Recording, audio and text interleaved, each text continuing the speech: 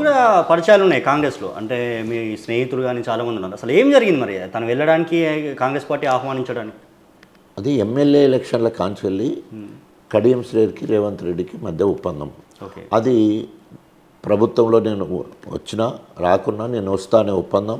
తర్వాత ప్రభుత్వం వచ్చిన తర్వాత ఆర్థిక లావాదేవీలు జరిగినట్టు యూట్యూబ్ ఛానల్లో రావడం జరిగింది.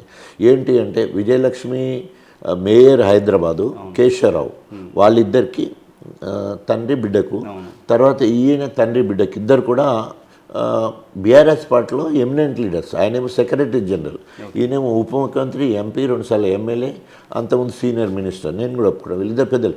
ఈ పెద్ద లీడర్ తీసుకుంటే ఇంకా బీఆర్ఎస్ పార్టీ అయిపోతుంది, ఇక పని అయిపోతుంది, కుప్ప కూలిపోతుంది అనే ఆలోచనతో 200 కోట్లు కాదు 100 కోట్లు కడియం శ్రేయర్కి 100 కోట్లు మాట్లాడుకున్నారు.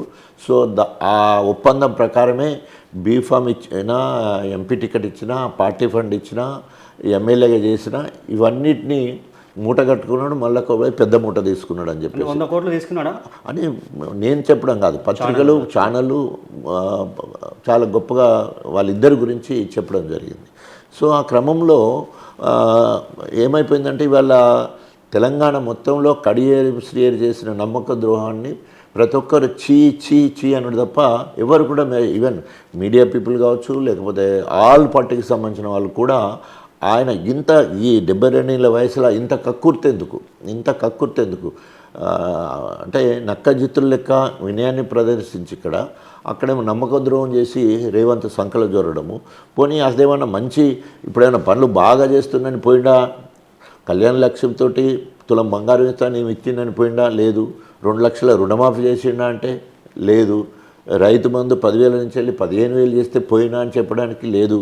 తర్వాత ఏది కూడా 2,500 ప్రతి మహిళ కుటుంబంలో 2,500 ఇస్తాననేది అదేమన్నా అయిందంటే అది కూడా కాలేదు. పెన్షన్లు పెరిగినాయంటే పెన్షన్లు పెరగలేదు. ఓన్లీ ఫ్రీగా ఒక ఆర్టీసీ బస్సును చూసి పోవడం అనేది ఒకటి నెంబర్ 1. అది చెప్పిపోయేటానికి లేదు. రెండోది ఏమంటాడు, నేను గణపురం నియోజకవర్గ అభివృద్ధి కోసం పోతున్నా అంటాడు. What is our agenda? గణపూర్కి ఏం కావాలని పోతున్నావు? నీ చరిత్ర ఏంది? మొత్తము అభివృద్ధి నిరోధం. నువ్వు అభివృద్ధి నిరోధివి. ఉదాహరణకి డిప్యూటీ సీఎం ఉండి నేను టెక్స్టైల్ పార్క్ ధర్మసార్ తీసుకొస్తే టెక్స్టైల్ పార్క్ కాకుండా సంఘం తీసుకెళ్ళాడు నెంబర్ 1. మొన్న 100 బెడెడ్ హాస్పిటల్ మంజూరైంది, శాంక్షన్ అయింది, 37 crores డబ్బులు వచ్చినాయి, అంతా అయిపోయినాయి. శంకుస్థాపన చేయాలని హరీష్ రావు దగ్గర పోతే కడియం శ్రేయర్ వద్దంటాడు. ఎందుకంటే రేపు మనదే ప్రభుత్వం వస్తుంది, వచ్చినాక నేను మంత్రిగా చేస్తానని ఆయన అంటే దాన్ని ఆపేసిండు. ఓ డిగ్రీ కళాశాల తీసుకురాలే, తర్వాత ఫైర్ స్టేషన్ వస్తే దాన్ని ఆపేసిండు, కార్యక్రమం జరగకుండా. గన్పూర్ 23,000 జనాభా ఉంది, 9,000 జనాభా ఉన్న బర్ధనపేట అవుతుంది. 23,000 ఉన్న గన్పూరు శివునిపల్లి గన్పూర్ చాగలు కలిపి ప్రపోజల్ పోయిన తర్వాత ఈయన అభివృద్ధి నిరోధకుడుగా ఆ మున్సిపాలిటీని ఆపిండు. అంటే ఒక డిగ్రీ కళాశాలను తీసుకెళ్ళాలి, జనరల్ డిగ్రీ కళాశాల తీసుకురాలి, 2 సార్లు ఎడ్యుకేషన్ మినిస్టర్. సో ఇప్పుడు నువ్వు ఏమి సాధిస్తాను పోయినావు? అక్కడ ఆల్రెడీ రైల్వే ఫ్లైఓవర్ తీసుకొచ్చినాము, అండర్ పాస్ తీసుకొచ్చినాము, పాలిటెక్నిక్ కళాశాల తీసుకొచ్చినాము, మహిళా రెసిడెన్షియల్ డిగ్రీ కళాశాల వచ్చింది, సెంట్రల్ లైటింగ్ వచ్చింది, NH 67 కిలోమీటర్స్ లెంత్లో డెవలప్ అవడం, ఇండస్ట్రియల్ క్యారిడార్ డెవలప్ చేసుకున్నాం, మనం 7 రిజర్వాయర్లు తెచ్చుకున్నాం, ఇలా 139,000 స్థిరీకరణ చేసుకున్నాం. సో అనేక అభివృద్ధి కార్యక్రమాలు జరిగి సాచురేషన్ మోడ్లో గన్పూర్ ఉంది.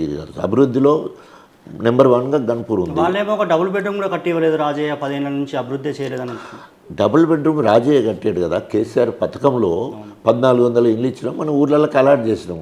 కాంట్రాక్టర్ల నిర్లక్ష్యం వల్ల ఒక 3 దిక్కులు మాత్రం కట్టడం జరిగింది. రాఘోపూర్లో ఇళ్ళు ఇచ్చేసినాము, కొత్తపల్లిలో ఇళ్ళకి వెళ్ళిపోయారు, తర్వాత పల్లగుట్లో ఇళ్ళకి వెళ్ళిపోయారు, కళ్ళెము ఇళ్ళకి వెళ్ళిపోయారు. సో ఇదేమో అన్అఫీషియల్గా వాళ్ళు ఆల్రెడీ లిస్టు తయారైనది కాబట్టి ఆక్యుపై చేయడం జరిగింది. అఫీషియల్గా ఇచ్చింది నిరంజన్ రెడ్డిని తీసుకొచ్చి, మన ప్రశాంత్ రెడ్డిని తీసుకొచ్చి దయాకర్ సమక్షంలో రాఘోపూర్ ఫస్ట్ వరంగల్, అభక్త వరంగల్ జిల్లాలో ఫస్ట్ ఇచ్చింది మేమే, అంటే గన్పూర్లోనే ఫస్ట్ అఫీషియల్గా ఇవ్వడం జరిగింది. సో ఒక మాటలో చెప్పాలంటే ఆ స్కీమ్ అనుకున్నంత సక్సెస్ కాలే, డబుల్ బెడ్రూమ్ స్కీమ్. సో అందరికీ గృహలక్ష్యం కింద 3,500 ఇస్తా అంటే అవిటిని ఆపింది. అసలైన తొలి వెలుగు. ఫాలో వాట్సాప్ @తొలి వెలుగు official.